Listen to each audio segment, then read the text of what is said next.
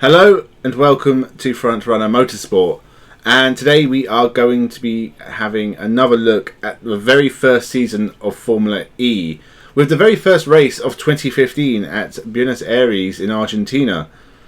Now there are just a couple of driver changes for this one. Matthew Brabham is out at Andretti and stepping in is Marco Andretti, racing for the family team, but it'll be his only appearance in Formula E. We also have Ho Pin Tung returning for China Racing, so he's in instead of Antonio Garcia. This is also the last Formula E races for Michele Cerruti and Oriol Servia, despite the fact that Oriol Servia has been performing quite well. Now, if you remember the last few races, we've had wins for Lucas de Grassi, Sam Bird and Sebastian Buemi, who you'd maybe expect to be winning and be up the front for pretty much the whole season.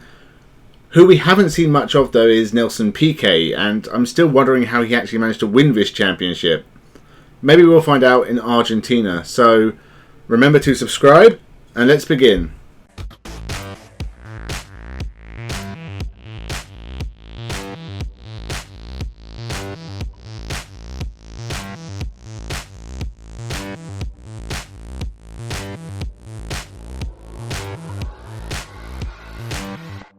Welcome to Frontrunner Motorsport.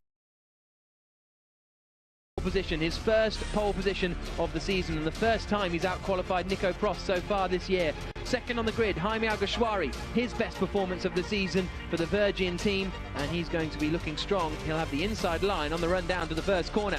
Nick Heidfeld will start third. He's got the fan boost. It's also his best qualifying performance of the season so far, and he's out-qualified his teammate Stefan Sarazan in every race so far this season. Sam Bird will start fourth on the grid. Fifth will be our championship leader, Lucas de Grassi, for the Audi Sport app team. He crashed in qualifying, so fifth was the best that he could do. So, a lot of the usual names at the front of the field. Let's see how they get on. The lights on.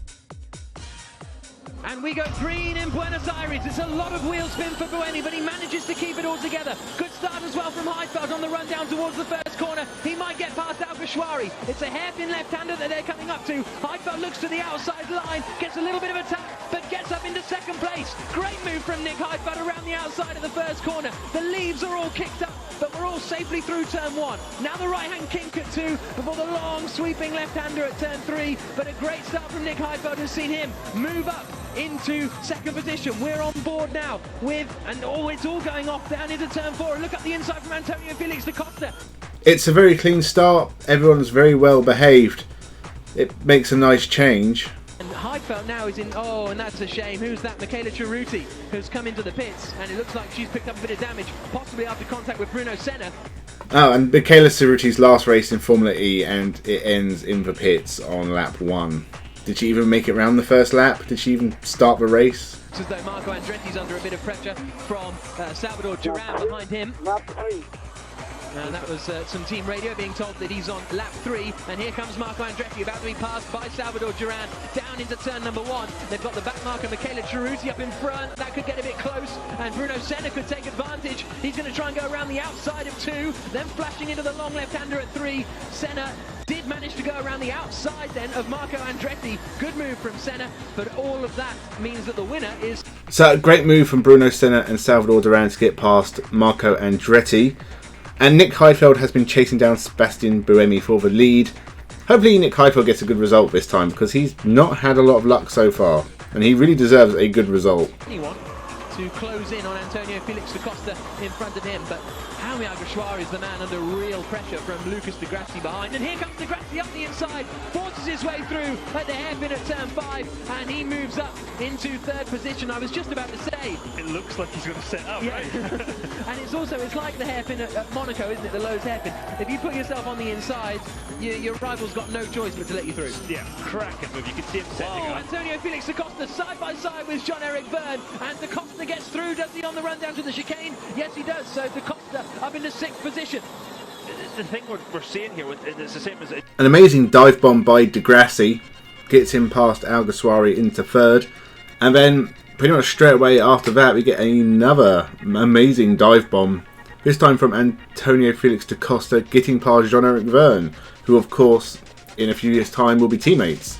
So the action is definitely starting to pick up. Lucas de Grassi, our championship leader, is third in the race at the moment. Buemi is second in the championship as it stands. De Grassi's now 4% shy on usable power compared to Buemi. Okay, so Buemi's obviously managing this very well because he's got the most amount of usable power of anyone in the top 8. So it really does look like he's just managing his gap, which is a very, very clever thing to do. And obviously the thing you really want to do. One man who's got quite a lot left is Nelson Piquet Jr. He's running in 9th place. He's got something like, I think it was 36% of usable power remaining. Here comes Lucas de Grassi up the inside of Heidfeld, forces his way through and up in second position. Great opportunistic move again, the same move as he did before. The question is, can he do it to Buemi? I think Buemi might be a little harder nut to crack there. It might not give way just as easily. So down towards the left-hander they come at turn 7. Lucas de Grassi up into second place, forcing his car through, Dario. Lovely, look, just alongside, doesn't even get all the way alongside, but he's in the corner is his. Yep. Little wheel check there. He's put Nick Heidfeld offline. And Heidfeld's in trouble. Alguersuari's attacking him. And it looks as though Alguersuari's got through. I think Nick Heidfeld went wide at the chicane. And now Sam Bird is going to attack as well. So Nick Heidfeld falling back through the order. Sam Bird gets alongside in the Virgin car. The next corner is a hairpin left-hander. So that'll be Bird through too. Whoa, big lock up on the front right. Can he get it stopped? De Costa sees an opportunity. Tries to force his way past Heidfeld. Isn't quite close enough. Side. No, not quite. Oh, not quite. So that means that Alguersuari is up into 3rd place, Bird up into 4th, Heidfeld drops to 5th, De Costa in 6th place, but that all came from a mistake from Nick Heidfeld at the chicane. So we had nothing for quite a few laps, then all of a sudden de Grassi, that was the second first class overtake of this race from de Grassi, getting into 2nd place, and after that it just goes all pear-shaped for Heidfeld, who drops back behind both Virgin cars. He's not having the best luck this season so far. De Grassi has been on fire though. I'm honestly wouldn't be surprised if De Grassi won this race. Love to see a replay of that. Did Alguersuari pass him round the outside in turn 10? That would have been quite a manoeuvre. Like, didn't it? But look, again, he's lost 2, almost 3 in the space of 1. So this is where it started to go wrong. Long off the to back rear. end. Yeah. Yeah, over the humps here. Here comes Jaime Alguersuari.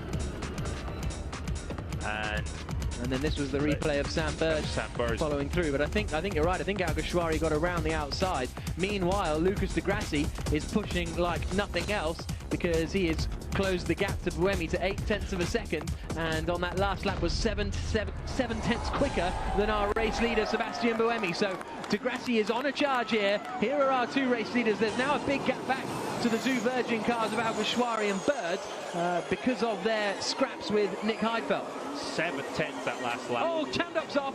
Karun Chanduk looks to be out of the race. I think that's turn... Is that the end of the exit lap? of the chicane. Yeah, I think that's the exit of the chicane. So that could be our first safety car potentially as well. Yeah, it's got to be, hasn't it? That's a big shot. It looks as though the rear wing is off. Karun getting out of the car, which is good to see. Left rear, right rear wing. Yeah, so let's see what happened. Here he comes. Oh, is he going to lose it all by himself? He's just going to... Oh, broke. Yeah. It broke. Yeah, the right rear suspension broke on him and off he goes. And he was just a passenger. Weakness with these cars. How many times do we see that in Punta del Este? Yeah. And there again, not a nice feeling when something breaks there. Thank God it wasn't turn 10. Yeah, absolutely. But great to see that... So this race hadn't really been that interesting so far, and I wasn't really expecting anything to happen before the pit stops. But firstly, Lucas de Grassi was really closing on Sebastian Buemi pretty quickly, and then Karun Chanduk had a suspension failure, took him out of the race. I don't know if that's going to be safety cars going to trigger the pit stops, but they must be coming soon. And again, yeah, honestly, it just looks like Lucas de Grassi's the one who should be winning this race. Out they come. No, he might be alright. And it's Sebastian Buemi out onto the circuit, but is he now out in front of the safety car and still in the lead of the race? That's the question, isn't it? I think he is. So it looks as though he's further up the track than the safety car, but is he in front or behind of the safety car train? Am I making sense? Yeah, I know what you're saying there. So, we'll have to wait and see. Here's Buemi, and according to the standings, Buemi is in the lead of this race. because those guys had to wait behind the safety car, so they were lapping slower because they were queued up behind the safety car. Wonder what speed the safety car was doing. And these guys can't exit the pits because the safety car is coming down, so the lights are red at the end of the pit lane. So that means that Nelson Piquet Jr. and Bruno Senna, I don't think they'll go a lap down. No, but they'll be at the back of the pack. Yeah, but they'll be at the back of the pack. So we now know that safety cars and pit stops don't mix. No one has a clue what's going on. There's a pack of cars travelling around completely separate to the pack held behind the safety car. The commentators haven't got a clue what's going on, and it's hilarious. Honestly, I really have looked back on these swapping the cars over in the pit stops thing as kind of dumb. It really doesn't work. It's not very exciting. It halts all the action. And in cases like this, everything is now just messed up and confusing. I don't know how the safety car is going to get ahead of the pack that's in front of it. It's going to be fun to find out. And also Bruno Senna and Nelson Piquet's races are ruined because they have to wait till the pack passes them so they can be let out of the pit lane. So this has maybe changed everything. I'm not really sure right now. We'll find out eventually, I guess, but they want to avoid this situation in the future. So we've also, I think, got Marco Andretti out of position. Yes, we have. So Marco Andretti is still in the middle there. And he is still a lap down. But there's the race order on the left-hand side in case there's any confusion. And the Qualcomm safety car will be coming in then at the end of this lap. So, and that's all right actually, because Alguersuari is on the back of the train now. There's the guys coming through, and there's Alguersuari coming past as well. Nico Prost coming through. And then we've got Jean-Eric Verne, Daniel Abt, Oriol Servia will be next. Salvador Duran. It's quite a cool shot, that. It's a great shot, isn't it? To Grassi being told that the safety car will be in this lap, and then we will have 13 laps of racing remaining. As we get ready. Now, how early is Buemi going to go here? That's going to be the question, and because the safety car will start to pull off. Yeah, here goes the safety car, the BMW's taken off. And the crowd are getting excited as the safety car gets ready to pull back in. Okay, so the safety car was out for what seemed like forever. I think it was like 10 to 12 minutes. It was a very, very long time for one car to be cleared off the track. Everything looks about as it was. Buemi still leads from Grassi. I think Heidfeld and DaCosta have both got ahead of the Virgins, and Sam Bird is going to get into trouble because he ran a red light, which seems like a rookie mistake. But we are now getting back into the race, or what's left of it. Now then, nose to tail for the lead of the race here in Buenos Aires. We're going to have to keep an eye on Lucas and Sebastian Buemi every lap through that turn 4-5 area, because if he gets a sniff of that move, he's going to try and pull the same move off. You can see he's trying to set it up.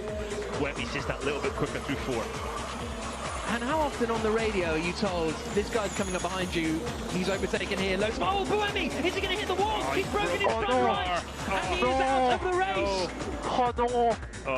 Lucas Di Grassi leads, you can hear the And just as the action gets underway, unbelievable, Sebastian Buemi makes a mistake, and he's looked so comfortable in the lead of the race this whole time. Di Grassi's now applying a bit of pressure because of the safety car obviously closed him right up to him. But he just clipped the wall a little bit, and that's him out the race. That's Sebastian Buemi does not usually make mistakes like that. DaCosta doesn't decide to defend. Big locker from Lucas Di Grassi. What a move, lovely. I was surprised DaCosta didn't defend a bit harder there. He thought about it, didn't he? Then I don't know what he thought after that. But he had... Good move from Bird. Doesn't matter, he's going to get a drive-through penalty anyway. It's 1.2 seconds clear of Nick Heidfeld. There you can see the decision for Sam Bird. A real shame, but you know, those are the sort of basic ones, aren't they? You know, you've got all this power, energy usage to deal with. If you get a penalty for that, that's unfortunate. Oh, Di Grassi's off as well! Lucas Di Grassi, race leader out of the race as well. That means Nick Heidfeld moves into first place, and that's suspension problems for the Brazilian too. And well, we'll have to wait and see what happens. Problem as current Chandok had. If I'm running a team right now, I'm telling my guys, stay off the curbs, stay away from the curbs. I don't care what corner, stay off the curbs, because otherwise you're going to have to run into this issue. So Nick Heidfeld now leads the race, and the same men that were delighted a few moments ago are now disconsolate. Nick Heidfeld leads ahead of Sam Bird, who has a drive-through penalty, so that means Antonio Felix da Costa is going to be in second place. And here's a look at the replay then of the Grassi. Oh, it's there to the end of right rear. Just snapped again. Right rear. How frustrating would that be? I can't imagine. No. And that is the championship leader, of course, who was retired from this race. And he is absolutely furious. And now Lucas de Grassi's out. Same issue as Chandok by the looks of it. And a pretty big hit in the wall as well. Honestly, this race was pretty dull for a long time. Firstly, before the Chandok crash, not a lot happened. And then we had like 12 minutes of safety car. And then all of a sudden, it just kicks off and has two of the most dramatic moments of the season so far. Not sure that maybe he just got away with it. I bet his eyes were closed though. Into the chicane they come. Lovely bit of opposite lock from Nelson Piquet Jr., who's now on the back of this queue as we go on board again with Byrne through the green flag zone after the recovery of Lucas de Grassi's car. Just not close enough. And Byrne has got a fan boost, and I don't think he's used his second fan boost. We think he might have used. Oh yeah, he did actually. He attacked. Is he damaged the nose? I think he's damaged the nose of the car. Yeah, it looks like there's a little bit of a dent in there, doesn't it? We'll try and keep an eye out for that. That might have been the gearbox of the car in front. Yeah. He's really close again. Yeah, there's definitely damage to the nose cone of that Andretti, but he is right up with Alguersuari. The Spaniard knows it, defends, coming down, whoa! And, well, Byrne's not happy with that. He's not happy. I think he thought Alguersuari was defending. He thought Alguersuari was defending and then moved across in front of him, I think, was the complaint from Byrne. We saw that with Trulli, didn't we? And I think it was Piquet. Yeah. And yeah, it's not really on. But that wasn't too blatant, I would say. But I'm not driving the car behind. It always looks different when you're in the gearbox of the car. And he's going for it again. There's contact. Alguersuari nudged wide. That was a classic touring car move. To be honest. And that's Byrne saying he closed the door at the last minute. He did there. Yeah, I would say he's 100% right. And a drive-through penalty for Nick Heidfeld. Nick Heidfeld is cursed. There is no one in motorsport who deserves to win more than he does. And every time he gets into a position to win in Formula E so far, he's either been taken out or he's got a drive-through penalty with 3 laps left. He's completely in control. He had a gap to Da Costa, speeding in the pit lane. You'd think someone as experienced as him wouldn't get caught out on something like that. Everything else that's going on, Verne and Alguersuari are having one hell of a battle. I'm sure it's going to end up in fisticuffs because Verne is getting pissed, and in the end, I mean, the commentators say it's a touring car move. He literally just pushes him out of the way. Alguersuari did drive in front of him though, so it's been a good battle, and it's probably the most entertaining battle from the race. Da Costa's in the lead, and now Verne is second, so the future Techeetah pair are leading the race. Union jinks back to the outside on the run down to turn 1. This will be a brave move from Piquet Jr. He fancies all the way around the outside, not quite. Not sure that's the move I would have done there. I'd have stuck it down, the inside of it a bit more, but I'm sitting here talking about it and he's driving, so. Nelson Piquet Jr. is just on the fastest first sector of anyone in the race so far. Still the fastest lap, I think, has gone to Sam Bird as the cars come into turn 4. Nick Heidfeld, meanwhile, will he be coming into the pits on this lap? Oh, and has Verne got an issue? Verne's gone very, very wide, and that allows Nico Cross to get alongside Alguersuari, coming down into 6th. Nothing changing. Piquet's got an issue too. Piquet has slowed down, hasn't he? Yeah, off the back there. So maybe they're all suddenly running low on usable energy remaining. Big lock up from Abs, and he hits Alguersuari, and that allows Cross through. What a shame for Alguersuari, the second time he's been assaulted at turn 7. Meanwhile, Nick Heidfeld is in the pits to serve his drive-through penalty, which means going on to the last lap of the race. Antonio Felix da Costa leads for Amlin Aguri. What is going on? Oh, and Alf, that is Daniel Abt. He broke the suspension, didn't he, in that move? And the battle's still going on then. This is Verne, who is defending from Nico Prost in the battle over second place. Prost goes through, but Verne's going to hold it on the inside. No, he's never going to get that stopped. And Prost holds the second place. Alguersuari is going to come through and move up into 3rd place. That means that Verne drops back to 4th. Nelson Piquet Jr. is in 5th. Verne too low on power? He's 9% of usable left. Is there another issue? Difficult to see, isn't it, as he comes through the left-hander of turn 3. Look at Alguersuari's car crabbing. There's massive damage. Antonio Felix da Costa, here he is, coming through turn number 6. The Portuguese racer is going to take victory, surely. He's only got 3 more corners to go. There's the Amlin Aguri squad as they come into turn 7 for the final time.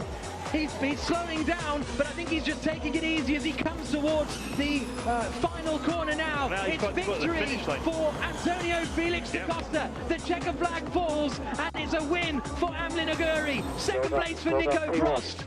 It's third place across the line for Nelson Piquet Jr. Yeah! And there's Nice one, Alguersuari. boys.